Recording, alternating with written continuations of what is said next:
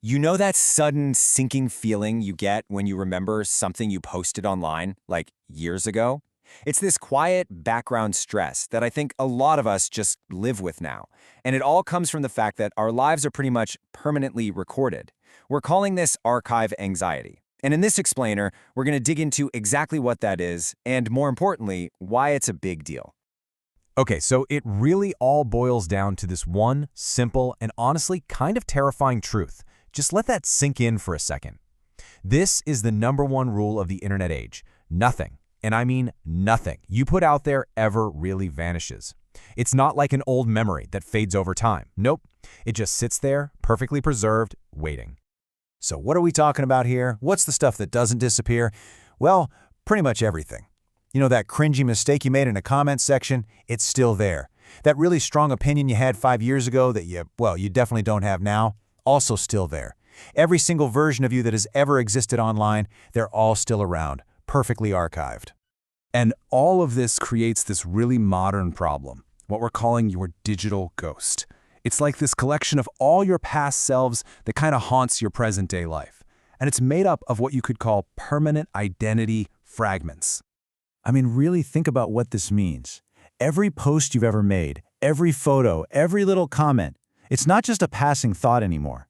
In the digital world, it becomes a permanent little piece of your identity. A fragment of who you were in that one single moment, frozen in time, almost like a digital fossil for anyone to dig up later. And what do these fragments look like? Well, we've all got them, right? It's those jokes you told when you were a teenager that don't exactly land the same way now. It's the old beliefs you held that you've totally grown out of.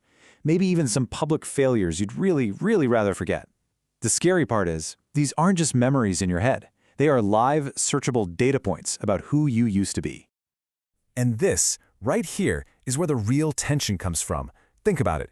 You, today, right now, are always evolving, always growing, always changing. But your digital past, it's the complete opposite. It's frozen, it's static, it's just this collection of past selves.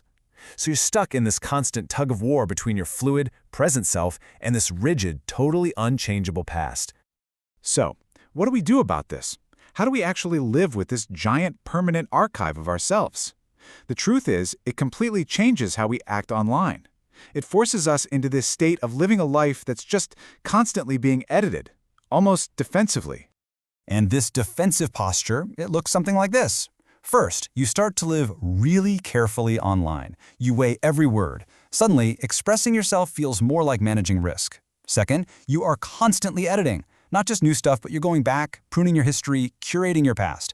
And finally, there's the fear of the screenshot. The screenshot. That's the moment where even the tiny bit of control you thought you had just evaporates. You know, there's actually a name for this specific fear. It's called context collapse.